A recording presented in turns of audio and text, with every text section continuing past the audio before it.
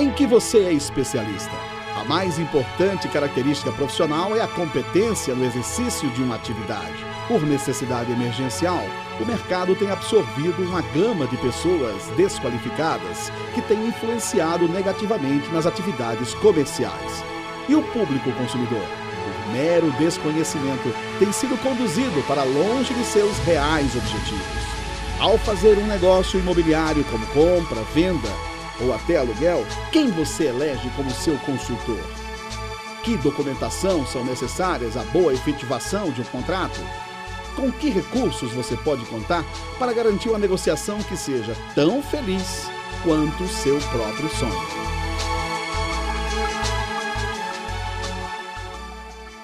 Eu também estou aqui assistindo com você o TV Imóvel que está começando e nós vamos tratar hoje muita coisa importante que você não pode perder. Hoje no TV Imóvel, tudo sobre imposto de renda. Pois é, você sabia que a atividade imobiliária precisa estar de olho para não cair na malha fina? Você que é cliente, você que é proprietário ou que é até empresário nesse ramo, precisa ouvir a entrevista importante hoje sobre imposto de renda. E ainda, nós vamos tratar sobre os bastidores do Cresce, o órgão que regula a atividade imobiliária no estado de Goiás, o Cresce Goiás, vai tratar e mostrar tudo o que ele faz e que presta de serviço para que o cliente e quem está envolvido no mercado imobiliário tenha a mais absoluta segurança e apoio para um negócio feito com satisfação. Tudo isso com informações, com pesquisa, com perguntas e você participando pelos canais que são a NET, o metropolinews.tv e aonde você estiver, em qualquer lugar do mundo, não perca, o seu TVI já está no ar.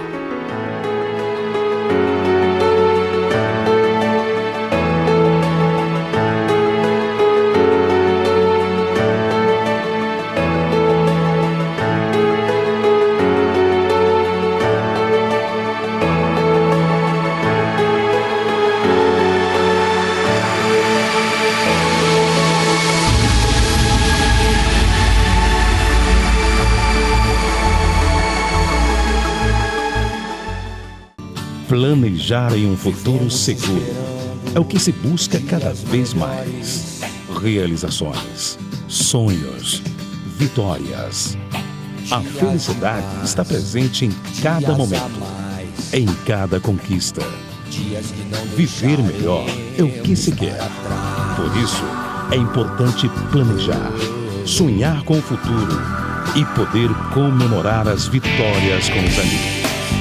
Viver melhor é morar com qualidade de vida e segurança. É poder estar com a família nos momentos mais felizes.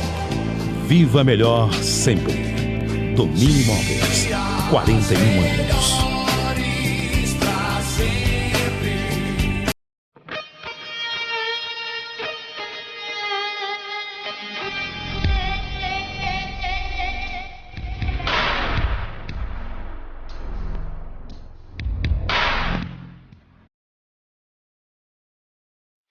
E no quadro Cobertura, nós estamos agora aqui no Cresce. Você vai conhecer um pouco mais do Conselho Regional de Corretores de Imóveis, aqui no estado de Goiás. É aqui no Palácio dos Colibris, que o cidadão, que o corretor e todas as pessoas que fazem algum tipo de negócio imobiliário podem se defender, podem buscar os seus direitos, podem realmente defender os seus interesses.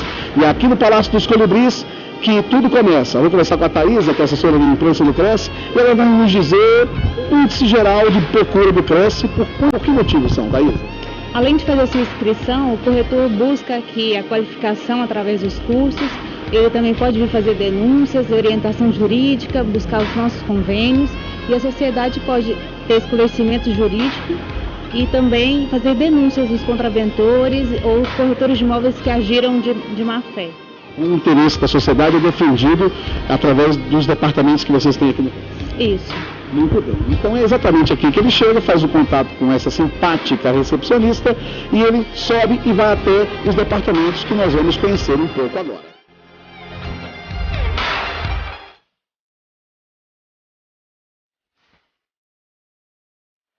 É aqui no auditório do Palácio dos Colibris, com capacidade para 400 pessoas, que treinamentos, eventos, formaturas, entrega de documentação e uma série de outras atividades são realizadas. É nesse espaço confortável que as pessoas podem obter conhecimento, informação e estar cada vez mais preparado para o desempenho desta atividade.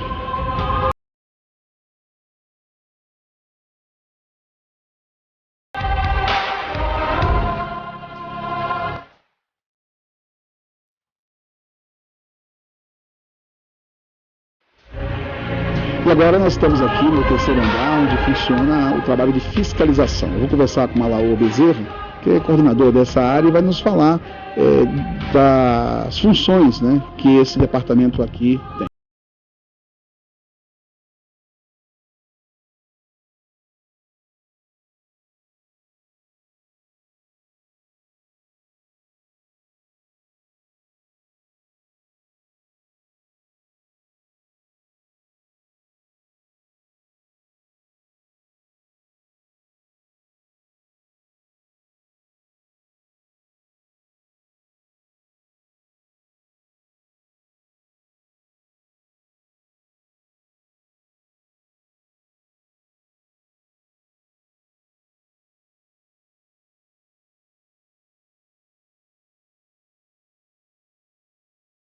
O Departamento Jurídico do Cresce, ele trata de questões internas, ou seja, procedimentos administrativos disciplinares.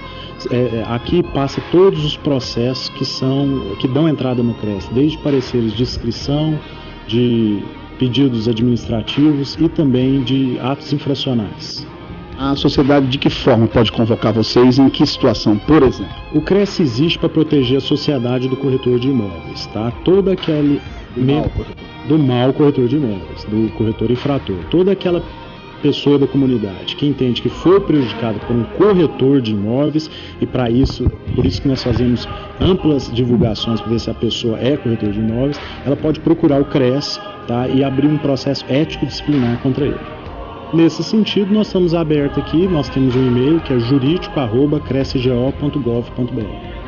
E agora nós estamos aqui na sala do presidente do Cresce, o senhor Oscar Hugo, que vai conversar conosco aqui no TV Imóvel sobre tudo que a atividade imobiliária vive, principalmente em função desta fiscalização, dessa recomendação e desses cuidados que o Cresce traz para que a atividade seja exercida com a mais absoluta isenção. Oscar, muito prazer tê-lo aqui no nosso TV Imóvel.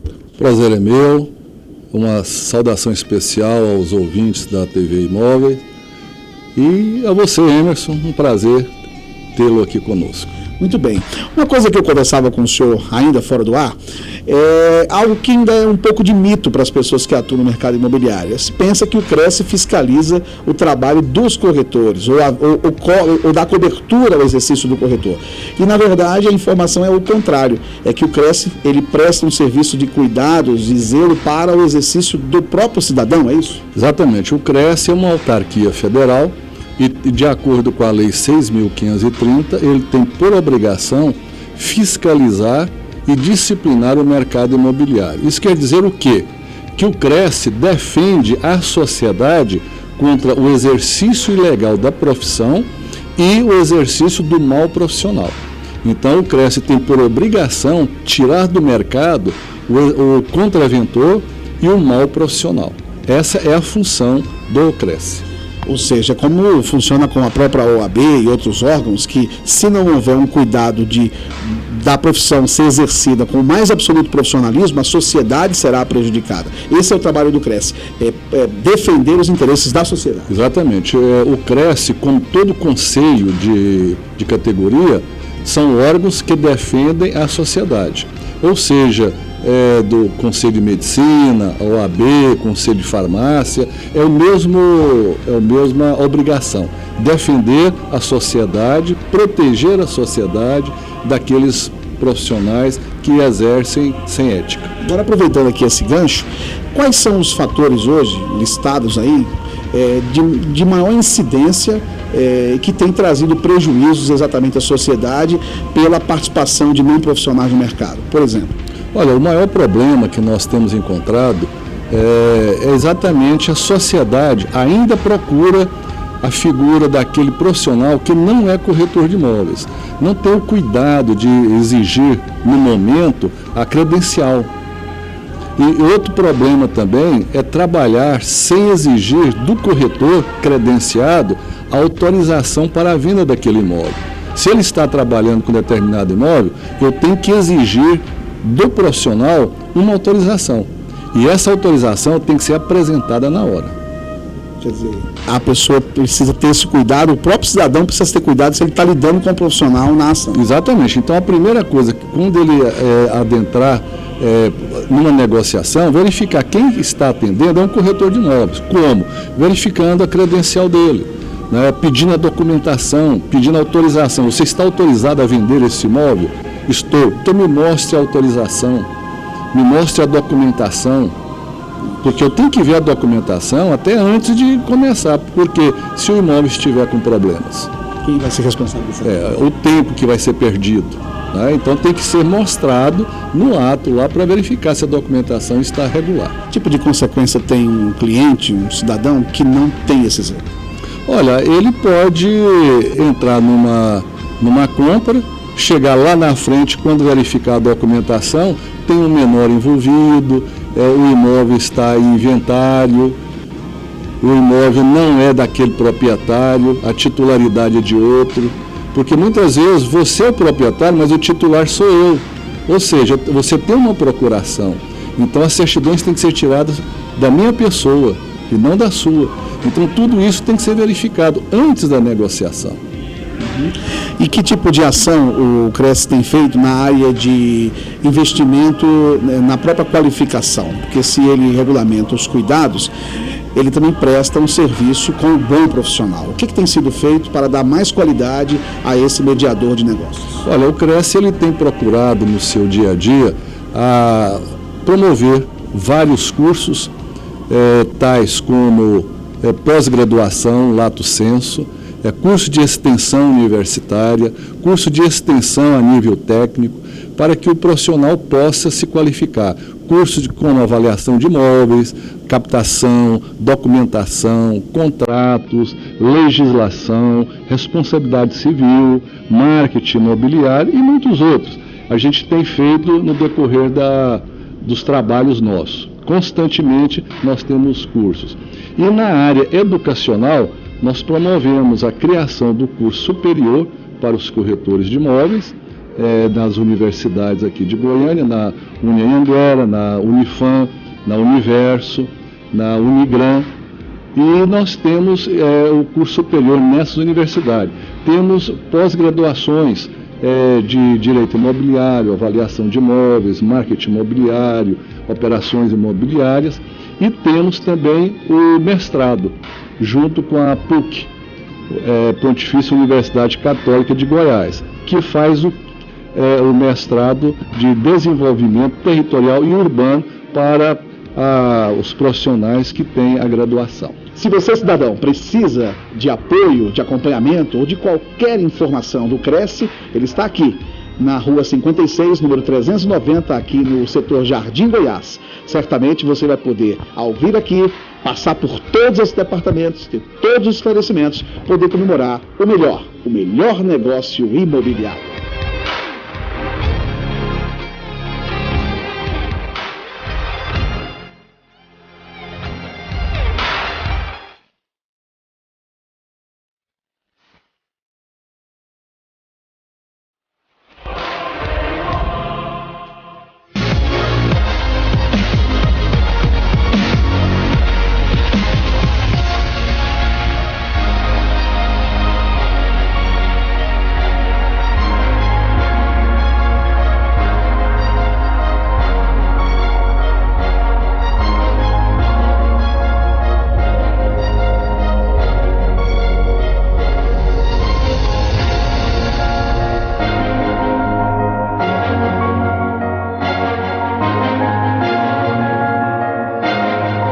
Eurofix, Centro Automotivo.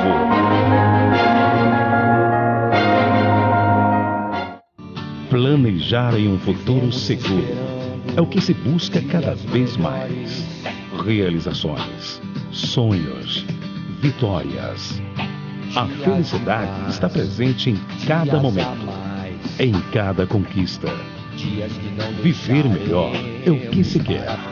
Por isso, é importante planejar, sonhar com o futuro e poder comemorar as vitórias com os amigos. Viver melhor é morar com qualidade de vida e segurança. É poder estar com a família nos momentos mais felizes. Viva melhor sempre. Domínio Imóveis, 41 anos.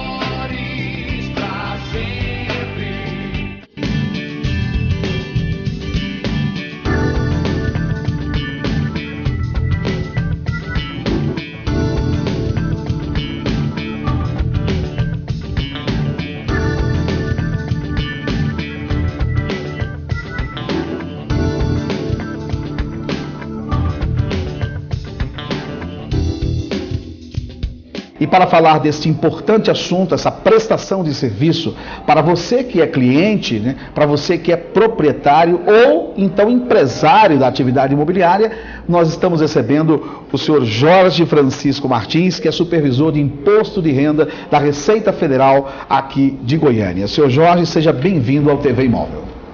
Olá, Emerson, é um prazer estar com vocês no TV Imóveis. Nós fizemos aqui uma pré-entrevista com o nosso produtor Lucas Falcão, e ele me trouxe aqui uma série de tópicos que esse assunto exige perguntar. E quando a gente fala de imposto de renda, seu Jorge, a sensação que nós temos é que somos bem informados, mas pela pré-entrevista nós percebemos que existe uma série de fatores que as pessoas, por falta de esclarecimento, acabam caindo na malha e uma série de problemas. Eu perguntaria ao senhor, que principais fatores são estes da sociedade que usa o mercado imobiliário? Olha, principalmente em relação ao imobiliário, nós temos dois assuntos, dois lados interessantes. A questão do aluguel, né? É muito bom salientar que um dos grandes motivos de malha na Receita Federal é a omissão de rendimentos. E dentre esses, a omissão de rendimentos de aluguéis é um dos principais casos de retenção da declaração em malha. O outro aspecto que nós temos que considerar é a declaração do imóvel no imposto de renda. Porque esses imóveis eles têm que ser declarados, tem a forma correta de ser declarado, né?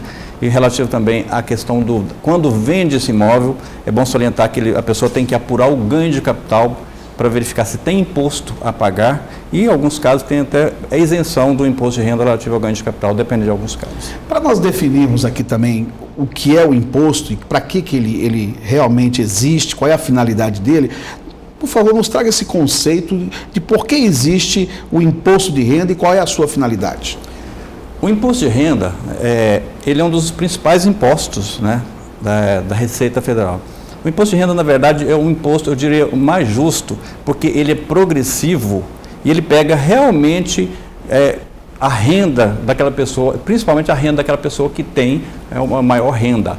Por exemplo, nós temos várias alíquotas de imposto de renda, no entanto, tem ali uma parcela a deduzir que garante que esses impostos, as alíquotas são lineares e progressivas. Muitas vezes a pessoa fala, poxa, eu ganho mais de R$5.000, eu então pago 27,5% do imposto. Na verdade não é isso, porque a alíquota efetiva do imposto de renda ela varia de 0 a 27,5%, mas quem paga 27,5% do imposto é quem ganha R$1 milhão por mês, aí mesmo assim ele ainda não paga 27, ele paga um pouquinho menos de 27,5%. Então é bom salientar que a alíquota efetiva do imposto de renda normalmente é bem abaixo do que a pessoa pensa. Agora, dividindo nesses dois blocos que o senhor citou, o aluguel e também a questão da negociação do imóvel propriamente dito. Na questão do aluguel, é verdade que muita gente cai na malha fina exatamente porque não sabe que tem que fazer uma declaração também dos rendimentos de aluguel? Com certeza. Quando a pessoa faz a declaração de imposto de renda, ele acha que tem que declarar os rendimentos relativos a salários. Na verdade, não é isso. Se a pessoa tem rendimentos de aluguéis, ele deve declarar esses rendimentos. É bom salientar que se o bem é do casal, tanto ele pode fazer, inclusive, esse planejamento tributário, declarar o aluguel no nome da esposa, se ela não tem renda, porque acaba tendo uma tributação menor, mas é obrigatório que seja informado, então, esse aluguel na declaração de imposto de renda. Inclusive, as imobiliárias normalmente repassam essa informação para a Receita através da Admob e com isso a pessoa acaba caindo na malha por omissão de rendimentos quando ele deixa o aluguel de fora. É bom salientar que ele pode deduzir alguns valores do rendimento, como por exemplo, despesas relacionadas à própria imobiliária, despesas de reformas, aquelas reformas bem básicas de pintura, essas coisas que for a cargo dele. alguns tipos de impostos que ele paga, enfim, aquelas despesas relativas ao imóvel alugado podem ser abatidas no rendimento a ser declarado. Em relação à negociação dos imóveis, tem a hora que o cliente tem o produto, tem a hora que ele está adquirindo, que diferenças isso faz quando há uma movimentação financeira numa atividade de compra ou de venda naturalmente, onde aparece aí o imposto? Quando a pessoa compra um imóvel, ele deve declarar esse imóvel e sempre vai manter esse valor do imóvel, o custo dele, porque ele declara pelo valor de custo. Ele vai declarar e todos os anos ele vai repetir, caso ele tenha comprado à vista, ele vai repetir o valor do imóvel na declaração, porque ele só pode acrescentar se houver alguma benfeitoria útil e necessária nesse imóvel, ele pode acrescer esse valor. Porque, na verdade, ele tem que manter esse valor histórico, porque quando ele vender esse imóvel, ele vai ter que apurar o ganho de capital, e essa apuração é com base nesse custo declarado na declaração. Agora é bom salientar que se ele compra um imóvel, e esse imóvel é adquirido em prestações, e o imóvel é a garantia do financiamento, a forma de declarar é diferente de quando o bem não é garantia, porque ele vai declarar apenas aquilo que ele vai pagando, e vai incorporando o valor pago ao imóvel, né, e vai declarar, e não declara dívidas de R$11. Então vai aumentando o valor das prestações que ele paga ano a ano naquele valor, de tal forma que quando ele termina de pagar o imóvel, ele tem um valor do custo, inclusive os juros que ele pagou. Quer dizer, é uma forma dele garantir aí que o custo dele seja totalmente transferido para aquele imóvel. Porque se ele fizer diferente, ele vai pegar o valor histórico e não vai poder atualizar. Por isso que a vantagem dele, nesse caso do imóvel adquirido da prestação, que ele vá acrescentando todos os anos o valor das prestações pagas. E quais são as consequências para quem não segue essas regras que o senhor passou? Bom, primeiro que se ele não fizer dessa forma, se ele declarar o valor do bem pelo valor que ele adquiriu desde o início, por exemplo, comprou financiado no sistema financeiro de habitação, ele pagou o valor do imóvel, só que ele vai manter aquele valor histórico e ele não vai ter condição de acrescentar a esse valor os juros embutidos naquele valor. Ou seja, vai ter um custo menor declarado. Tendo um custo menor, provavelmente, consequentemente, ele vai ter um lucro a ser tributado maior no caso da venda. E esse lucro é tributado na forma do ganho de capital. Muito bem. Nós temos o caso aqui da senhora Maria Lúcia Bezerra da Silva. Ela cita que tem um apartamento, comprou esse apartamento e imediatamente alugou. Ela diz que declarou já impostos em relação a essa negociação dessa compra que ela fez. Mas por ter alugado, ela acha que está pagando um imposto acumulativo. Isso procede ou não? Não procede, porque ela pagou uma coisa, é a operação de compra e venda, né, que gera impostos, e normalmente esses tributos relativa à compra e venda, eles não são da esfera federal. Não, então, e quando ela aluga o imóvel, aí o rendimento, o fruto daquele imóvel, que vai estar sujeito. Porque, na verdade, a tributação do imposto de renda, ele é em cima do produto do capital, do trabalho ou da combinação de ambos, principalmente essa parte aí. Então é bom lembrar que o produto do capital, no caso aí, o aluguel, ele é tributado no imposto de renda. E como identificar o que é e o que não é ganho de capital? O ganho de capital, que seria o lucro imobiliário, vamos dizer assim, então a pessoa vai ter que usar o programa, porque tem um programa que apura o ganho de capital, porque nós temos várias situações. Se o imóvel é adquirido há muitos anos, ele tem uma redução desse lucro a ser tributado, podendo chegar até a zero o lucro a ser tributado, desde se esse imóvel foi adquirido antes de 69. Se ele foi adquirido posteriormente, o programa calcula, porque de 89 até 69 retroativamente, tem uma redução de 5% no ganho de capital, e mesmo que seja posterior a isso, quando ele vai apurar o ganho de capital, como o custo não foi atualizado mais desde 95, a Receita Federal, então, a lei prevê, então, a situação de ter um fator de redução do lucro a ser tributado. Então, se a pessoa comprou um imóvel, mesmo que seja aí há poucos anos, ele vai ter um fator de redução do lucro a ser tributado, de tal forma que sempre vai haver uma redução no lucro, que seria uma forma de embutir, no caso aí, a correção monetária do custo do imóvel, para ele não ter prejuízo por falta da correção desse custo. Muito bem, eu ainda deixo aqui a pergunta do senhor Vivaldo Pereira Silva, ele aqui do setor central aqui de Goiânia, e ele diz que tem muita dificuldade em fazer as declarações, porque algumas formas, como da tecnologia, ele ainda não tem facilidade de uso. Existe alguma outra maneira de declarar sem fazer uso da tecnologia, como, por exemplo, a internet? Não, infelizmente hoje, como hoje está tudo avançado, né, e a internet hoje domina o mercado, a Receita Federal hoje exige então que a declaração seja no comprador, mas o programa ele é de fácil entendimento. A pessoa que conhece um pouquinho só de imposto de renda e um pouquinho dessa parte de informática, ele consegue fazer a declaração. Agora é bom salientar que se ele tiver dúvidas sobre essa possibilidade, se houver possibilidade de ele errar, ou se ele tiver receio de erro na declaração, sim. Tem algum acompanhamento? É importante que nesse caso aí ele procure um profissional habilitado, né, para fazer essa declaração, porque muitas vezes ele tenta fazer sozinho e acaba se complicando e muitas vezes o barato sai caro, né?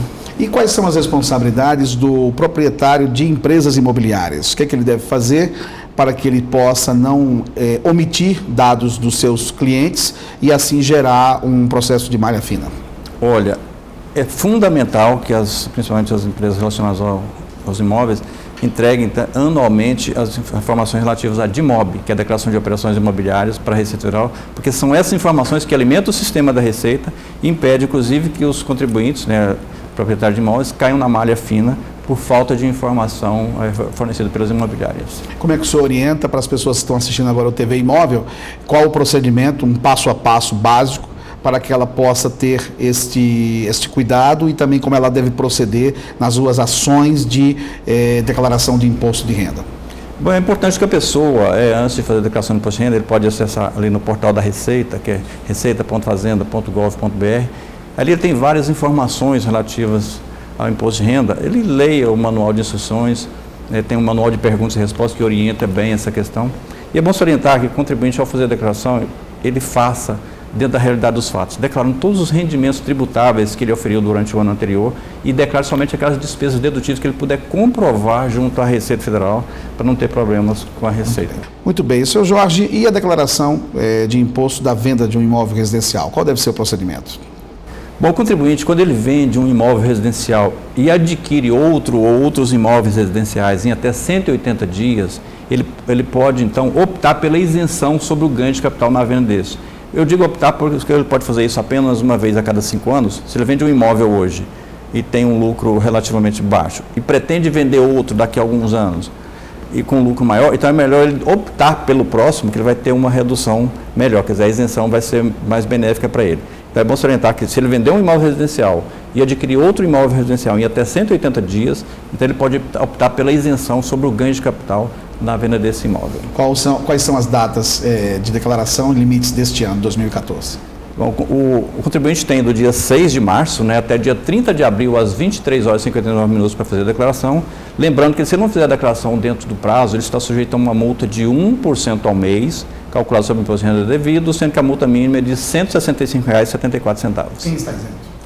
Bom, na verdade, é melhor a gente dizer o seguinte: está obrigado a declarar imposto de renda aquela pessoa física residente no Brasil que no ano passado ele se enquadrou em pelo menos uma das seguintes situações: recebeu rendimentos tributáveis superiores a R$ 25.661,70, recebeu rendimentos isentos ou tributados exclusivamente na fonte superiores a R$ 40 mil, se ele apurou o ganho de capital sujeito a pagamento de imposto, obrigatoriamente ele tem que declarar imposto de renda. Se ele aplicou no mercado de renda variável, no mercado de ações, mesmo que não oferiu lucro, ele está obrigado a declarar imposto de renda. Muito bem, estamos muito agradecidos ao seu Jorge Francisco Martins, supervisor de imposto de renda da Receita Federal de Goiânia, e deixe o canal de comunicação, que é a internet, me parece, já está claro, e, desses contribuintes com a Receita. Muito obrigado. Nós agradecemos. Muito bem. O Sala de Visitas trouxe a você tudo sobre a atividade do imposto de renda dentro do mercado imobiliário. E deixa com você sempre uma lição a ser tirada. Quando você cumpre o seu dever de contribuir, você está investindo exatamente na melhoria da sua própria atividade.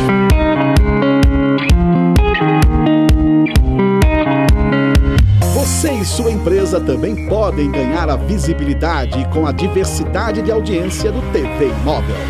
TV por assinatura, internet em tempo real, canal direto no YouTube, site do MixBR e coberturas presenciais. Veja quem já passou na vitrine do TV Imóvel.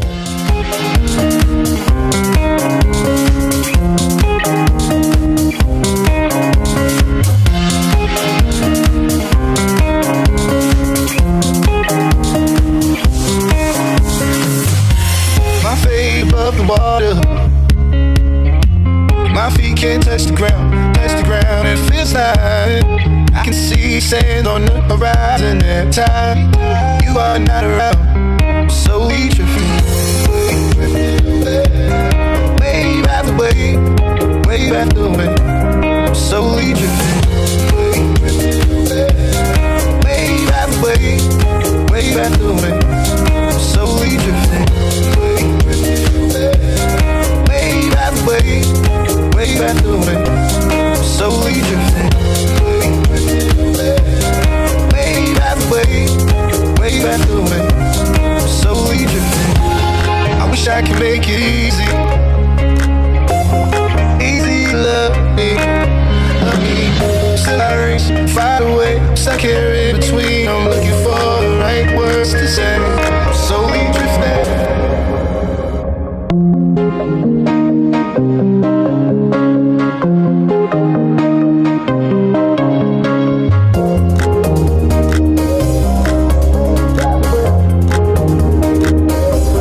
Fale conosco. Sua marca e seu produto podem ser a próxima atração do TV Imóvel.